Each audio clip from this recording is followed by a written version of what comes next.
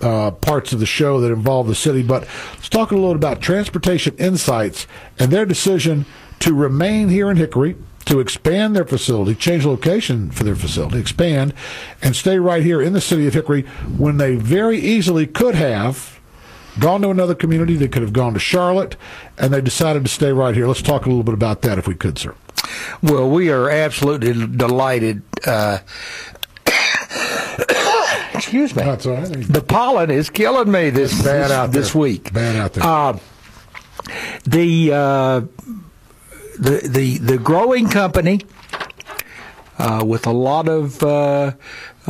of employees who meet that demographic of young, in many cases, young compared to me, okay, but young people, and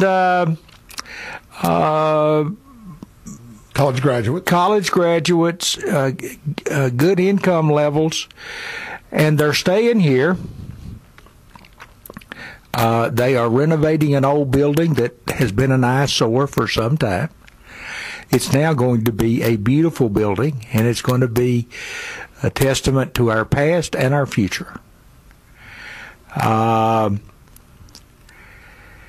am so excited about it, and the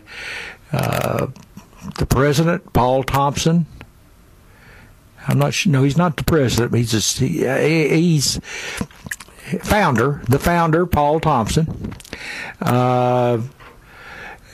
is going to put in a lot of nice amenities there for his employees and things that will be attractive to and used by people who don't work there.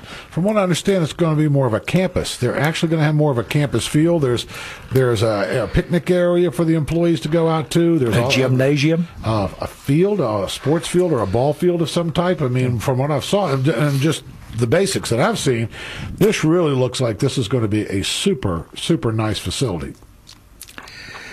It is going to be, and the city has some incentives, but relatively modest amount compared to the total investment.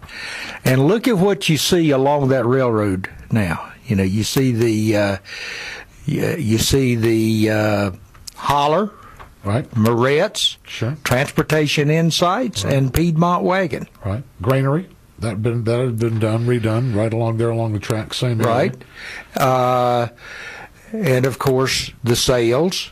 And now the Friends of Hickory are planning a family park for downtown. Okay. So we've got a lot of great things going on, and it's time. Now's the time we've got to maintain that momentum, because we don't want to start sliding backwards. We have got to keep moving forward. We think the city's been inspiring others. The others are inspiring the city. Investors are inspiring other investors, and this thing is far bigger than we ever dreamed. And let's not forget, right there along the railroad also, the $60 or $70 million worth of investment that Lenore Ryan University is making. Absolutely. And we are in the short rows of raising the last of the money needed to finish off those LR projects. So, folks, if you get called on to make a contribution, or if you think that would be a way for you to invest in our inspiring projects, call Drew Van Horn over at Lenore Ryan and say you'd like to make a contribution. I want to ask you about a couple things here. You mentioned incentives on the part of the city. When we come back, we've got to go to break now, but I want to talk about incentives. I also want to talk about where we may be as far as a proposed referendum for helping future projects like the ones that we've mentioned this morning here in the city of Hickory. More First Talk after the break. 327 WHKY, 327-9459. We look forward to your phone calls.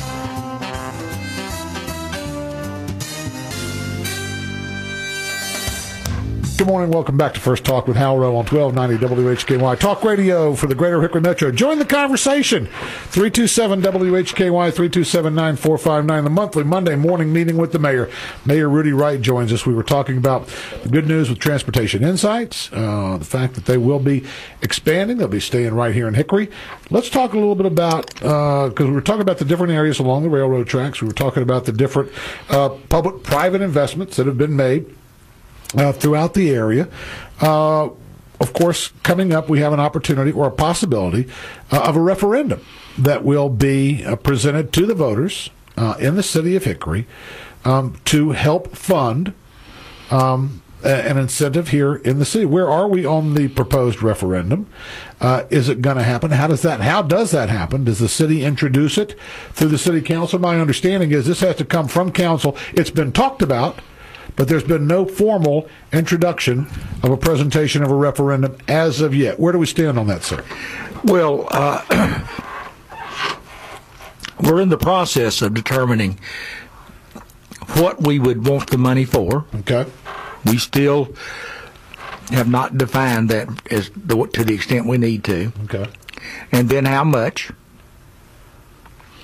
The next step would be to put together I'm going to call it documents, but really you put together your plan. Okay. And you have to put that in writing, your plan for how you're going to use the money and how you're going to pay it back. Okay. And then it goes to the local government commission, and I have the privilege of serving on that commission. The local government commission approves all debt issued by municipalities of the state of North Carolina, except certain debt that's automatically allowed. For example, we can buy a piece of equipment on a lease purchase without getting their approval. But one of the reasons, back in the Depression, North Carolina had more loan defaults per municipality than anybody else. Okay. And they decided never again. So now, in order to do a bond referendum, you've got to get local government commission approval. So the only time you can do a referendum is in connection with a primary or a general election in an even-numbered year. Okay. Well, obviously, we don't have time to do it for the primary tomorrow. It takes months to get this done. So if we do it this year, if we do the referendum, and I think we will, we'll be looking at November. Okay. Or we'll be looking at 2016. Gotcha. So the plan will have to be put together, the expenditure, the plan, all the paperwork, and the approval, and then if that all gets done in time to put it on the ballot, because there's a length of time that it has to be before it can actually be put on the ballot, we could see a referendum for the city of Hickory by this November's election.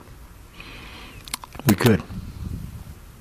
And you say this is a good possibility, a good probability, as far as you see right now. I think we will have a referendum. Okay. I really don't know exactly which of the various investments that we look to make will be included on it. And I don't know how much. Gotcha. Is there anything that you'd like to see? If you had one that you, as mayor and as a member of council, could say, yes, I think we'd like to raise money for this particular project or for this is what I'd like to see an investment made for. Do you have one that you want to comment on at this time that you think would be a good investment and would be worth the referendum and an amount in mind, or do you? Well, I want to make sure that people understand that the whole concept is about jobs and growing the population. Okay.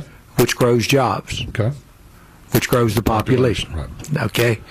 I know that might seem silly to say it that way, but that's what happens.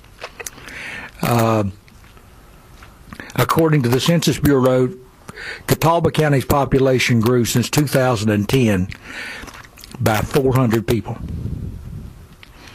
That's about a third of 1%. Charlotte and Raleigh grew 8%. 8%. Well,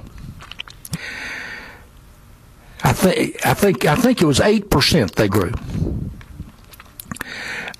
We don't want to be 0.3 and them at 8. Now, 3 of the 4 Unifor counties declined in population.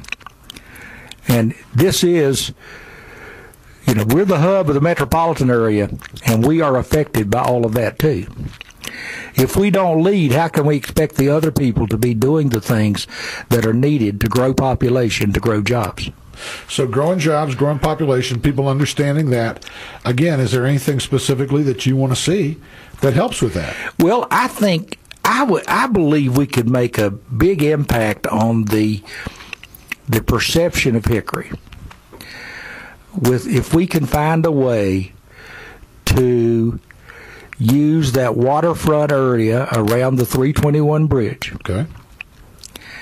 And we control everything. If you're coming from Granite Falls, we control everything to the left of the bridge.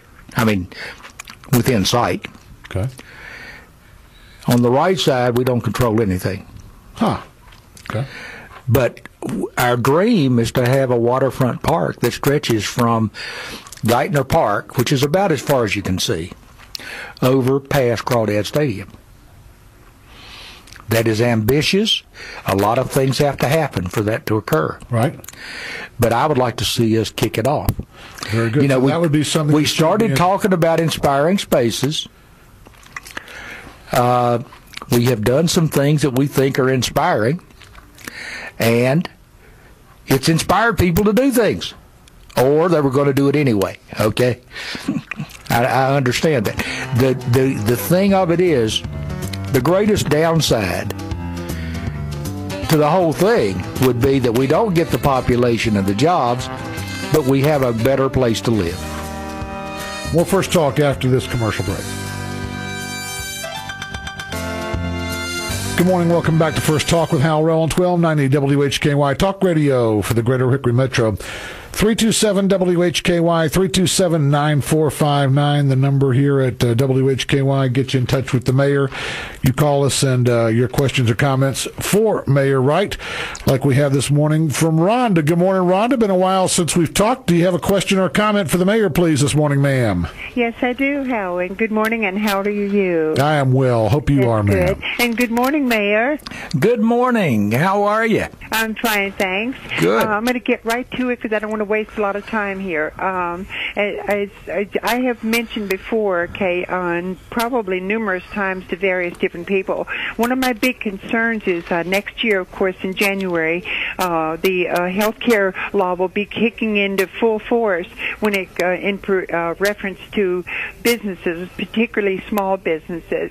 And I was wondering what type of incentives do we have to offer small businesses to stay in operations once this health care bill kicks in, because I have a feeling it's going to target them the hardest. So any type of incentive for small businesses to stay in business in our area, especially since there's going to be additional costs with the Affordable Care Act. Is that the question? Yes, correct. Rhonda, thanks so much for your call. Hold on. We'll have the mayor address this. So thanks so much for calling this one. We appreciate it. Mm-hmm. All right, Mr. Mayor. Incentives for small businesses to stay in business, either in relation to the Affordable Care Act or any other difficulties or challenges they may have. Are there any incentives in the city of Hickory to keep small businesses in business? No, and I don't think there should be. Okay. We need to create an atmosphere where businesses can compete, succeed, fail, hopefully succeed. Right. We want every one of them to succeed, but that's not our job. Now, on the Affordable Care Act, as Rhonda said, that's just one of the expenses that small businesses faces. Right. I had the opportunity this last week to tour the birthing center at Catawba Valley Medical Center. I saw a baby there that was 2 months old and weighed 2 pounds 8 ounces. Hal, when you and I grew up, if it was under 4 pounds, it didn't make it. In fact, I don't think they tried to save it. I think they felt the odds were so bad. Fortunately, with research and different improved methods of treatment, they can save those babies. Not all of them, but some. And I had a great conversation with a wonderful doctor there, the head of that department. And he said, and I asked about financing, the money, because it is obviously expensive. I think they have one nurse for 2 of those babies. That's pretty expensive just for nursing care, right? Not counting the other stuff, the feeding of the baby. It's all done intravenously. But I asked him how the financing works, and you know what he said? He said, I don't know.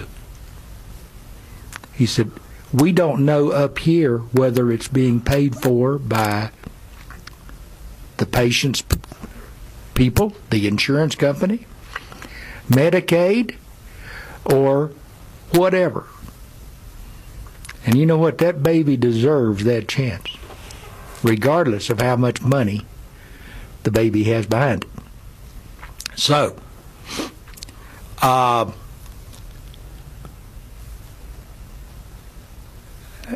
guess what I'm saying is I think I have a soft spot, but when it comes to government keeping companies in business, why should I want the government now? Why should I want the government to help keep a sign company in business? A sign co in business. No, a sign company. Sign company. Gotcha. Okay. No, a sign co's going to stay in business. There you go. Why should I want the government to keep another or a different or your business? I can make a more effective use of their employees than they can. There you go. Now I know that sounds smart, Alec. Okay. No, I know what you're saying. The point I'm making is ask the tire company or ask the pharmacist, or why should the government be deciding that everybody ought to be able to stay in business? Very good. 327 WHKY 327-9459. We were talking earlier about the proposed referendum, some of the areas that you may take a look at, some of the things, and a lot of those are in the future. We'll hear about those as they continue to progress, and whether that's a park by the waterfront, wherever it may be. Those are some of the things that we'll take a look at in the future, and we'll determine those. We'll get them down on a list. We'll see what they cost, and then it'll be presented. Make sure it's all ready to go for the ballot, and then possibly we'll see it in November. But that's something that we'll be talking about as that continues, and as we continue to take a different look at the different aspects that could be brought forward, and some of them may be successful, some of them may not. This is something the City Council is going to have to take a look at, study, and consider, because it's going to come from City Council. Well, there's a mentality, Hal, if I may, sure. I'd like to cover this. There's a mentality that just says,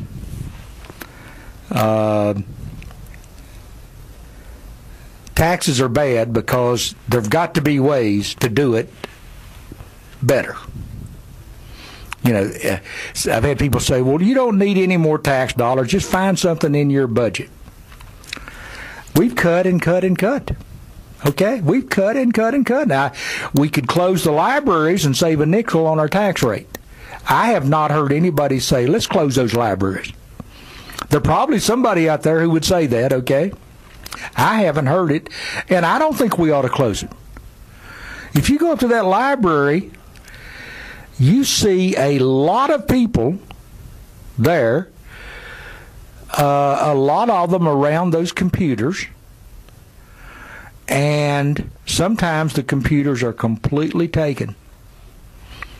Waiting time, filling out job applications, or making contact with the computer that they don't have at home. That they can't afford to have, maybe. And We are a great country because of our sharing. Whether it's making donations to Lenore Ryan University for the new chapel and the Science Center, or whether it's a donation to Women in Philanthropy that funds the Catawba Valley Medical Center, partly funds the new birthing center, or whether it's sharing through our taxes. We're a sharing country, and that has made us what we are. One of the things that you want to talk about, I know, before we move on, was what happens, because when we went to the break, you had asked me that you did want to come back and talk to this point. Worst case scenario, that we do have this referendum go through, we do spend the money. Worst case, what happens if we don't attract the jobs and if we don't improve? Okay, here's the way I describe this. And I know people know that you had asked to... I know I was rambling on the taxes, but what I was trying to get around to is this. If we went for a $40 million bond issue, okay, the person with a $100,000 house would pay $80 a year more. Obviously, the person with $100 million of property would pay $80,000 more. At $1 million, you'd pay $800 more. I think paying that $80, for example, I think with the things we would be putting into place, I think we would see more interest in real estate in this city, more people moving here. And I believe that the number of people out there to buy that home when the time comes to sell it, and to buy it at a fair price, would increase. I would make the wager, if I were looking at it from the standpoint of a $100,000 house and $80 worth of more taxes, I would make the wager that would help me sell my property at a fair price. And if you want to see the opposite effect, just go to the MLS listings for Detroit, punch in $1, and see how many houses you can buy for $1. More First Talk after the break.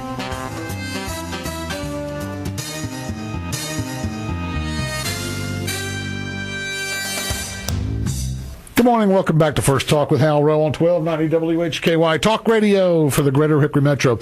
The monthly Monday morning meeting with the mayor is where we welcome Mayor Rudy Wright into the studios.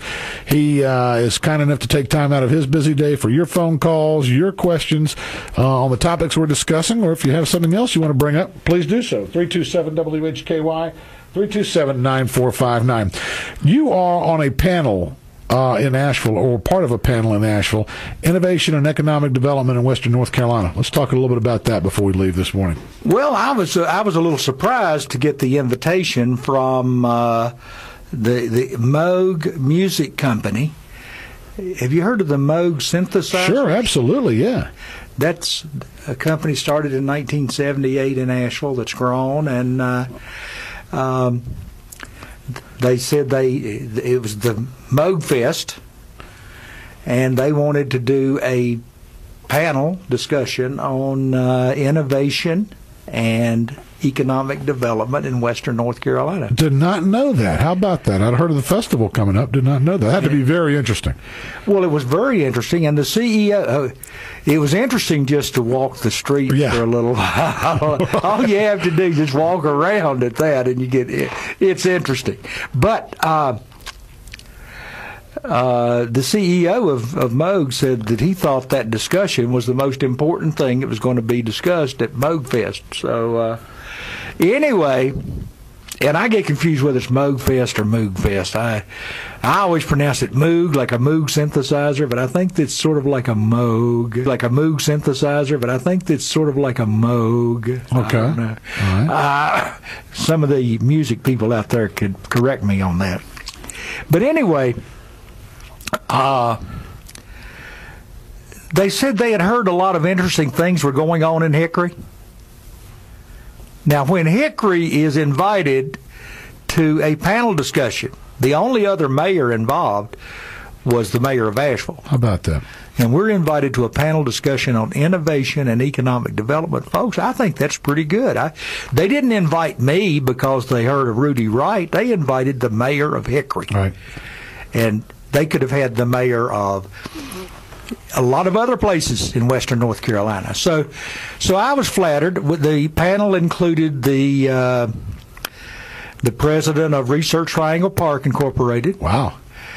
The CEO of Moog, the executive director of the Durham Chamber of Commerce that spent, if you've gone to downtown, if you haven't seen downtown Durham, you ought to. And if you have seen it, you will know how beautiful it is. They even have an artificial river. Runs through the old tobacco factories. Yeah. We went and saw, just very quickly, because we only have just a moment left, when we went to see the Rolling Stones at Duke, we got there early, and we made a point to go down and see, and it's absolutely, positively impressive. Places to eat, places to shop. They've taken those old tobacco warehouses and that whole big center, and they have the stream running through, and it's absolutely positively one. It's amazing. So it's very enjoyable. When I think of Durham now, and this is what we want, folks, this is my dream or vision for Hickory. When I think of Durham now, I think of that little river. Right. I think of the new stadium, and I think of all of those beautiful improvements, enhancements they've made to the old tobacco companies. Right. So, on a smaller scale, that can happen here. Incidentally, I don't want anybody to say I'm proposing to pump a river into downtown Hickory. Right. No. Don't throw me into that thing. Right. But it's been very good looking. I really enjoyed it. So hopefully we'll be able to do something. And we're seeing some already with the textile warehouses and these other buildings that are being reused. Oh, and we are moving so much faster, and with such a minor amount of city investment compared to these other places we've been. Folks, some inspiration is taking place, and it is working to our benefit, and now is not the time to be putting the brakes on it. Last question. We have less than a minute left. Normally you don't, but I always like to ask the question. You're supporting anybody in the upcoming elections? Anybody that you want to see that you could talk to us about this morning that you're gonna propose that you're gonna put your vote behind? In fact, I'm going to endorse a candidate in every race. Less than a minute. Go right ahead. The winner. And look forward to working with them. You got me. Yeah, I was like, well, here we go. But we got to get to Thank you very much, Mr. Mayor. Oh, yeah. Can you hear that? Zzz, can you hear that buzz? Yeah, you got me. Thank you very much for your time this morning. The monthly Monday morning meeting with the mayor, Mayor Rudy Wright, joined us. Thank you very much for your time. We sure do appreciate it. Listen, I'm looking forward to my custom-made birthday card from you and Susie next year. Okay. When's your birthday?